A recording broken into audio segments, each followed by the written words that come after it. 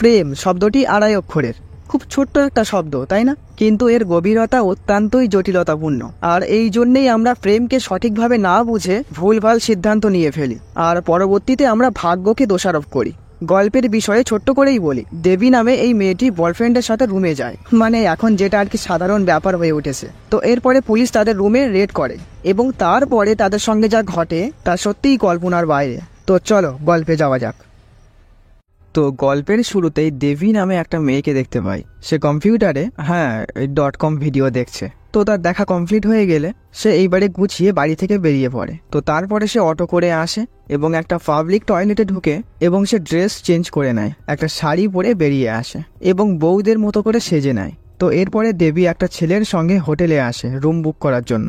দেবী আসলে শাড়ি পরেছে এই কারণে যেন হোটেলওয়ালা মনে করে যে তারা স্বামী স্ত্রী। তো এরপরে তারা রুমে আসে। তো ছেলেটির নাম পিয়ুষ। আসলে ব্যাপারটা বলি, দেবী আর পিয়ুষের মধ্যে অনেকদিন ধরেই সম্পর্ক আছে, আর আজকে তারা এই প্রথম দেখা করতে এসছে, প্রথম দেখাতেই রুমে। যাই হোক, আর এই কারণেই দেবী বাড়িতে কম্পিউটারে ওই ভিডিও দেখছিল। পরীক্ষা দেওয়ার আগে তো প্রস্তুতি পর্ব প্রয়োজন। তো পিয়ুষ দেবীর কাছে আসে এবং পিয়ুষ দেবীকে একটা গিফট বক্স দেয়। দেবী সেটা খোলে না, রেখে দেয় কাছে। তো তারপরে আরও কাছে আসতে শুরু করে। তো প্রথমে দুজনারই একটু অকওয়ার্ড লাগছিল, কারণ তারা আজ এই প্রথম দেখা করছে, এটা স্বাভাবিক। তো যাই হোক, দেবী একটু সায় দিলেই পিয়ুষ শুরু করে দেয়। তো কিছুক্ষণের মধ্যেই এরা পুরো মাঠে নেমে যায়। তো বলে বলে ছক্কা চার হচ্ছে, আর ঠিক এমন সময় ঘরের দরজায় বারবার করাঘাত। এরা দুজন তো চমকে ওঠে, আর বারবার বলা হচ্ছে দরজা খোল, নয়তো দরজা ভেঙে ফেলবো। তো এরা ভয় পেয়ে যায়। দেবী বিছনার চাদর দিয়ে নিজেকে ঢেকে নেয়, আর পিয়ুষ তো জামা কাপড় খুঁজে বেড়াচ্ছে। আর ইতিমধ্যেই দরজা ভেঙে পুলিশ ঢোকে। আসলে পুলিশ রেড করেছে। তো পুলিশরা এসে এদেরকে ধরে এবং এদের নাম ঠিকানা জানে। তো তারপরে পুলিশ পিয়ুষকে ধরে মারতে থাকে, আর ওইদিকে দেবীর ভিডিও করতে থাকে। দেবী এইবারে বুঝতে পারে এই ভিডিওই তার জীবন বরবাদ করে দেবে। সে লজ্জায় ভয়ে কাঁদতে থাকে। আর ওইদিকে পিয়ুষ কোনো রকমে পুলিশের হাত ছাড়িয়ে বাথরুমে গিয়ে দরজা বন্ধ করে দেয়। তো পুলিশ দরজা খুলতে বললে পিয়ুষ দরজা খোলে না, সে কাঁদতে থাকে আর বলে, স্যার এইভাবে আমার জীবনটা শেষ করবেন না স্যার, প্লিজ। পুলিশ বলে, তুই দরজা খুলবি কিনা, কিন্তু পিয়ুষ দরজা খুলছেই না। তো কিছুক্ষণ পরে পুলিশ মানে মিস্টার জি এসে বলে, তুই দরজা খুলবি কিনা বল, তোর মানি ব্যাগ কিন্তু আমার হাতে, তোর বাবার নাম ফোন নাম্বার সবই আছে, তোর বাড়িতে ফোন করি। পিয়ুষ বলে, স্যার প্লিজ বাবাকে ফোন করবেন না। মিস্টার বলে, অলরেডি করা হয়ে গেছে, ফোন বিজি। তো মিস্টার এসে এইবারে দেবীকে বলে, তোর এই ব্যবসা কতদিনের? আর ওইদিকে একটা পুলিশ বাথরুমের দরজা ভেঙে ফেলেছে এবং সে চমকে ওঠে। পিয়ুষ ব্লেড দিয়ে শিরা কেটে ফেলেছে এবং সে অজ্ঞান হয়ে পড়ে আছে। তো মিস্টার জি এটা দেখে বলে, তাড়াতাড়ি অ্যাম্বুলেন্স ডাক। তো পিয়ুষের ওই অবস্থা দেখে দেবী চমকে ওঠে। যাকে সে ভালোবেসেছিল, যার সঙ্গে সংসার বাঁধার স্বপ্ন দেখেছিল, তার জন্য তার একই দশা হলো। তার তখন মনে হতে থাকে এইসব করতে আসার কি দরকার ছিল। তো এরপরে দেবীকে পুলিশ নিয়ে যেতে থাকে এবং আশপাশের লোকও সেটা ভিডিও করে। তো এখানে সিন কাট হয়, আর একজনকে দেখতে পাই, এর নাম দীপক। এদের বাপ দাদা সবাই একটাই কাজ করে, শ্মশানে মরা দাহ করা।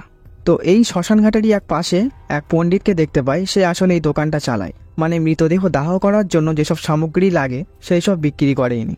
তো এনার কাছে একটা ফোন আসে এবং ফোনের ওপাশ থেকে বলে, আপনি কি দেবীর বাবা? পণ্ডিত বলে, হ্যাঁ, একবার থানায় এসে দেখা করুন। তো দেবীর বাবা থানায় আসলে ইন্সপেক্টর মিস্টারজি বলে, আপনার ভদ্র গুণধর মেয়ে আজকে হোটেলে ধরা পড়েছে, এখন আপনিই বলুন আপনার মেয়ের কি করব। দেবীর তো লজ্জায় তার মাথা কাটা যাচ্ছে। দেবীর বাবা স্তব্ধ হয়ে যায়, সে কি বলবে ভেবে পাচ্ছে না। স্বাভাবিক, মেয়ের এইরকম কথা যদি কোনো বাবা শোনে তার তো এমনিই কষ্ট হবে।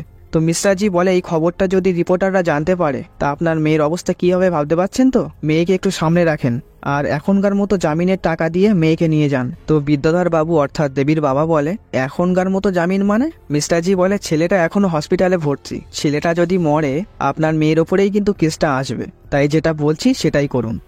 তো এরপরে রাত্রিবেলা সিন দেখতে পাই, দেবী তার বাবাকে খাবার দেয় এবং দেবী পাশে বসে থাকে। তো বিদ্যাধর খাবে কি তার টেনশনে খাওয়াই আসছে না, সে ভাতে জল ঢেলে দেয় এবং রাগের চোটে দেবীকে এসে মারতে থাকে। দেবী এত মার খাচ্ছে কিন্তু সে কোনো রিয়াকশনই দিচ্ছে না, কারণ সে যে কাজ করেছে তার মুখের ভাষাই নেই, সে কি বলবে, কারণ দোষ যে তার সে তো নিজেও বুঝতে পারছে।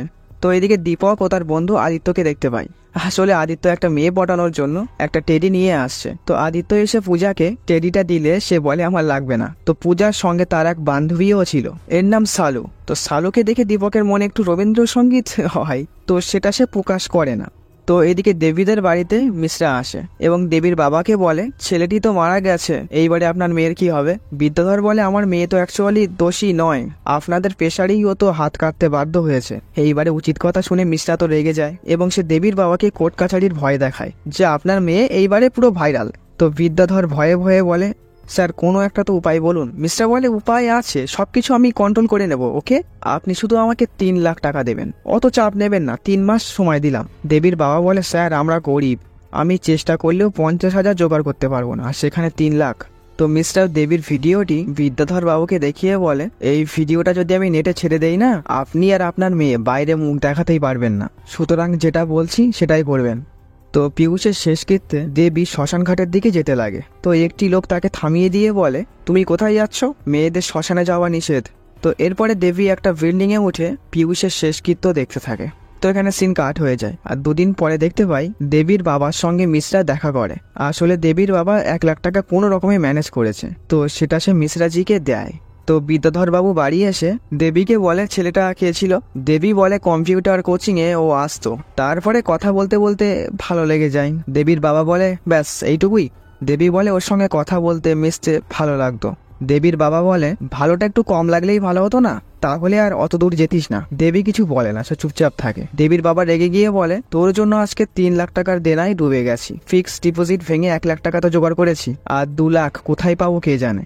তো এইদিকে দীপকদের দেখতে পাই তারা কম্পিউটারের দোকানে বসে আছে। তো আদিত্য যখন পূজার ফটো দেখছিল, মানে ওই যাদেরকে টেডি দিতে গেছিল আর কি, তো দীপক আদিত্যকে বলে ভাই পূজাকে ফেসবুকে জিজ্ঞাসা করতো সেই দিন ওর সঙ্গে যে বান্ধবীটা ছিল ওর নাম কি। আদিত্য বলে ভাই মনে লাড্ডু ফুটেছে নাকি তাহলে? তো যাই হোক ওই মেয়েটাকে দেখলে চিনতে পারবি? দীপক বলে হ্যাঁ চিনতে পারবো। তো আদিত্য এবারে পূজারা যে কলেজে পড়ে সেই কলেজের গ্রুপ খোলে এবং সেখানে মেয়েদের লিস্ট খুঁজতে খুঁজতে দীপক ওই মেয়েটিকে চিনতে পারে। মেয়েটির নাম শালু গুপ্তা। তো এইবারে দীপকের অ্যাকাউন্ট থেকে আদিত্য শালুর কাছে ফ্রেন্ড রিকোয়েস্ট পাঠিয়ে দেয়। তো পরের দিন দীপক এসে দেখে শালু রিকোয়েস্ট অ্যাকসেপ্ট করেছে। তো দীপক তাকে মেসেজ করে যে কাল আপনি দুর্গাপুজোতে আসছেন? শালু বলে হ্যাঁ। তো দীপক এইবারে রাত্রেবেলা এসে তার বাবার কাছ থেকে 300 টাকা নিয়ে বন্ধুদের সঙ্গে দুর্গাপুজোর মেলাতে আসে। তো সারা মেলা দীপক শুধু শালুকেই খুঁজছে। তো অবশেষে দেখা মেলে। তো তাদের মধ্যে একটু চোকাচোকিই হয় শুধু, আর কোনো কথাই হয় না।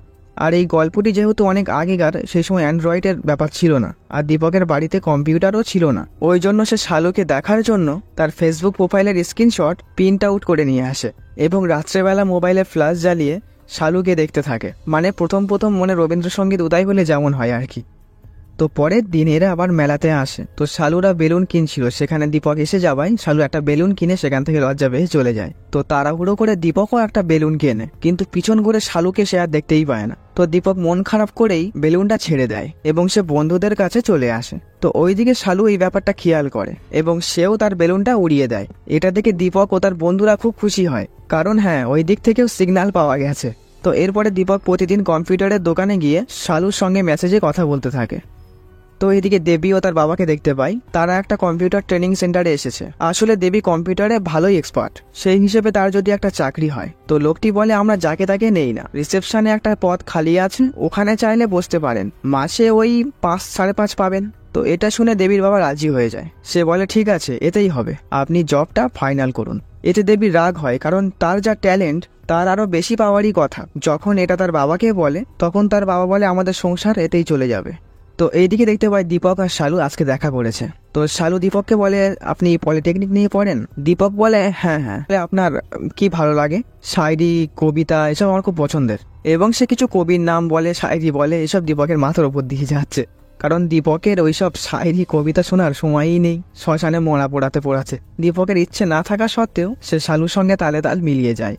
তো এইদিকে দেবীর কাজের এখানে দেখতে পাই একটি লোক তার দিকে বাজে নজরে তাকায়। তো লোকটি এক সময় এসে বলে এটা কি আপনার প্রথম জব? দেবী বলে না। লোকটি বলে তুমি কম্পিউটারে ভালোই অভিজ্ঞ, তবে এত কম পয়সার কাজ করছো কেন?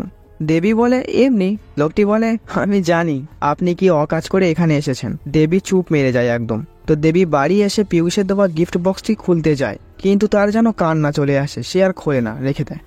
তো ওইদিকে দীপক আর শালুকে দেখতে পাই। তো শালু দীপককে কবিতা শোনাচ্ছে। তো দীপক আগামাথা না বুঝেই বলে হ্যাঁ খুব ভালো।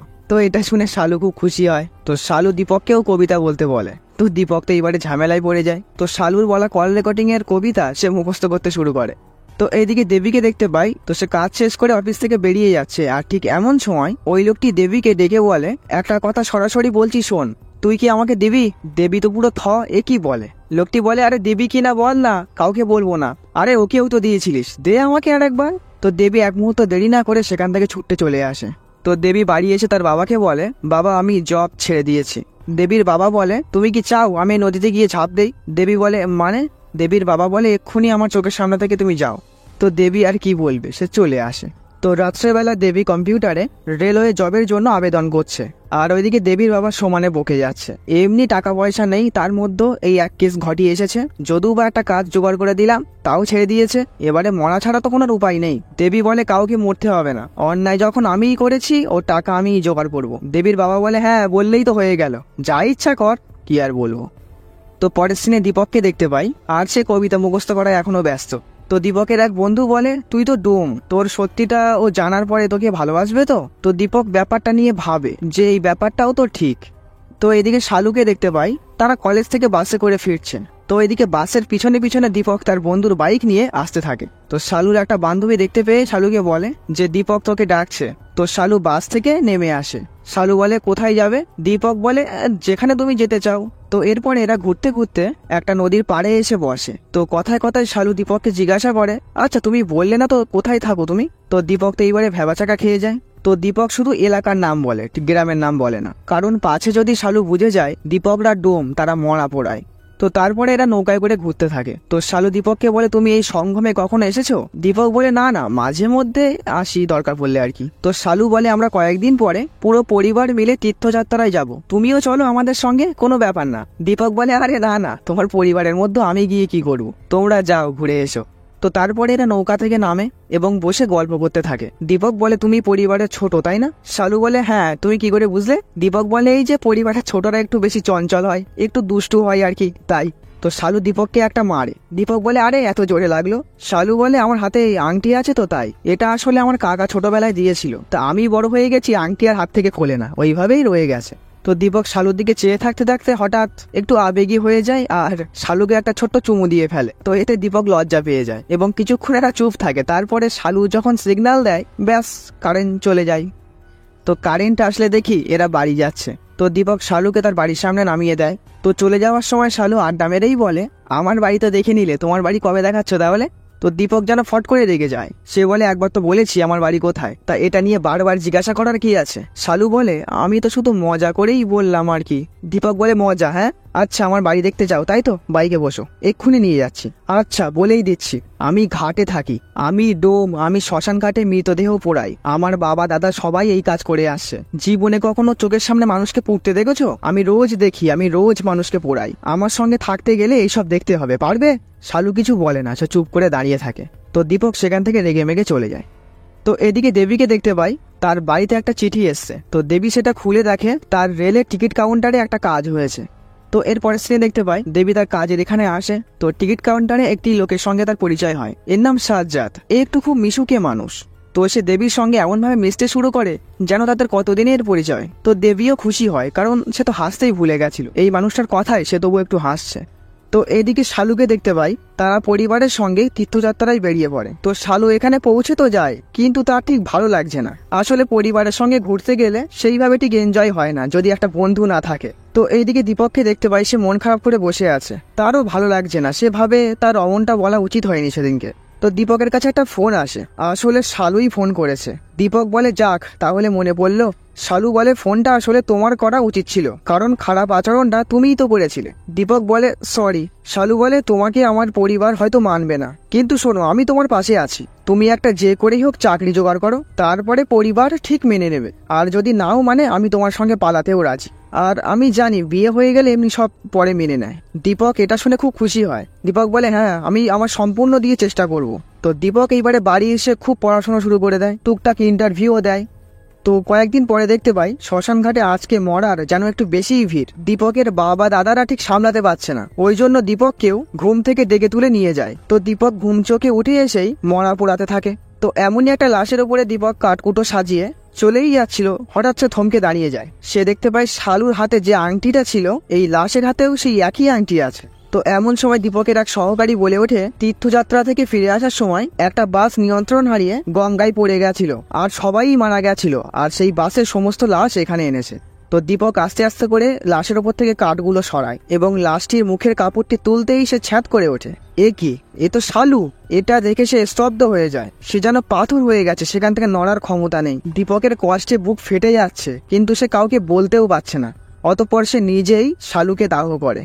তো এরপরে ভোরবেলা দেখতে পাই শ্মশান পুরো ফাঁকা। দীপক শালুকে যেখানে দাহ করা হয়েছিল সেখানে আসে এবং ছায়ের মধ্য থেকে শালুর আংটিটা খুঁজে বার করে। তো পরের সিনে দেখতে পাই দীপক মন খারাপ করে বসে আছে, তার আজকে একটা ইন্টারভিউ আছে, কিন্তু তার যাওয়ার মনেই নেই। তার বন্ধুরা তাকে অনেক বুঝিয়ে সুঝিয়ে ইন্টারভিউতে পাঠায়, কিন্তু ইন্টারভিউ দিতে এসে সে কোনো প্রশ্নের উত্তর দেওয়া তো দূর, তার কোনো মনোযোগই নেই। তো রাত্রেবেলা সিন দেখতে পাই দীপক তার বন্ধুদের সঙ্গে বসে আছে এবং সে একটু জলও গলায় ঢালে, যদি তার দুঃখটা একটু থিতিয়ে যায়, কিন্তু তারপরেও যেন তার বুক থেকে ওই কষ্টটা যাচ্ছে না। সে বলে ওঠে এবং সে কাঁদতে থাকে। তার বন্ধুরা তাকে সামলায়। তো এইদিকে দেবীকে দেখতে পাই, তার প্রথম মাসের মাইনে নিয়ে তার বাবাকে দেয়। দেবীর বাবা বলে, কত দিয়েছে? দেবী বলে 20,000 টাকা। দেবীর বাবা অনেকটাই খুশি হয় আর বলে, বাহ, ভালোই হয়েছে। দেবী বলে, কিন্তু বাবা আমি এই চাকরিটা বেশি দিন করবো না, আমি ছেড়ে দেবো। দেবীর বাবা বলে, এ তো ভালো টাকার মাইনে, ছাড়বি কেন? দেবী বলে, আমি এলাহাবাদ যাব, ওখান থেকে একটা কম্পিউটারের কোর্স করব ভাবছি, আর ওখানে একটা যাই হোক কাজ আমি খুঁজে নেব। আসলে ব্যাপারটা হচ্ছে এলাহাবাদে পিয়ুষের বাড়ি, তাই সে সেখানে যেতে চায়। আর পিয়ুষ ছিল একমাত্র ছেলে, আর দেবী পিয়ুষকে মনে মনে একেবারে স্বামী ভেবে নিয়েছিল। আর অ্যাকচুয়ালি ধরতে গেলে তার জন্যই তো পিয়ুষ মারা গেছে, তাই সে এলাহাবাদে গিয়ে তার পরিবারের পাশে দাঁড়াতে চায়।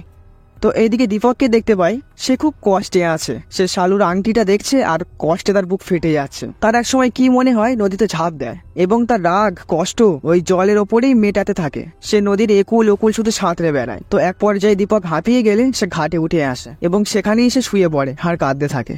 তো সকালবেলা দীপক তার বাবার কাছে আসে এবং সে একটু ইমোশনাল হয়ে যায় আর ভাবে তাকে বাঁচতেই হবে, নয়তো সে চলে গেলে তো এই মানুষটাও চলে যাবে। সে আবার স্বাভাবিক জীবনে আসার চেষ্টা করে, সে পড়াশোনায় মনোযোগ দেয়। তো অবশেষে দীপক অনেক কষ্ট করার পরে একটা চাকরি পেয়ে যায়। দীপকেরও পোস্টিং এলাহাবাদে হয়েছে। তো দীপক এলাহাবাদে চলে আসে এবং তার কাজে সে জয়েন করে। তো এদিকে মিশ্রাকে দেখতে পাই, সে আবার দেবীর বাবার কাছে টাকা চাইতে এসছে। দেবীর বাবা বলে, মিশ্রা জি একটু অপেক্ষা করুন, আমার মেয়ে একটা কাজ পেয়েছে, আপনার টাকা আস্তে আস্তে করে আমি শোধ করে দেবো। মিশ্রা বলে, হ্যাঁ সামনের মাসের 6 তারিখের মধ্যেও দিয়ে দেবেন, নয়তো ভিডিও কিন্তু আমি ফেসবুকে ছেড়ে দেবো। দেবীর বাবা চুপ মেরে যায়, কারণ সে ভাবছে এত টাকা আমি এর মধ্যে জোগাড় করবোটা কি করে। তো এর পরের সিনে দেখতে পাই নদীর ঘাটের একটা সিন। এখানে একটা খেলা হচ্ছে। এই খেলাটা আসলে নদীর ঘাটে সবসময়ই হয়। খেলাটা হচ্ছে নদীতে কিছু পয়সা ছুঁড়ে ফেলে দেওয়া হবে আর কিছু বাচ্চা ছেলেরা নদীতে ডুব দিয়ে ওই পয়সাগুলো তুলে আনতে হবে, আর যে বেশি পয়সা তুলতে পারবে সেই জিততে পারবে। আর হ্যাঁ, খেলার আরেকটা নিয়ম হচ্ছে জনৈক লোকেরা যে বাচ্চাটির উপরে যত পয়সা লাগাবে সেই বাচ্চাটি জিততে পারলে তার 10 গুণ সে পাবে।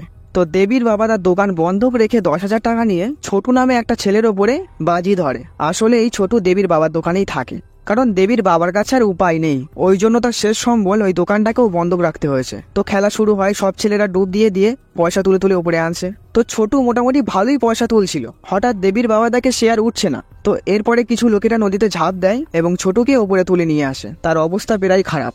তো দেবীর বাবা ছোটুকে নিয়ে হসপিটালে আসে। তো ভাগ্যক্রমে ছোটু বেঁচে যায়। তো দেবীর বাবা মন খারাপ করে বসে আছে, কারণ তার অপরাধ বোধ হচ্ছে যে তার জন্যই একটা ছেলে আজকে চলে যাচ্ছিল, তারপরে আবার অত টাকা সে জোগাড় করবে কি করে।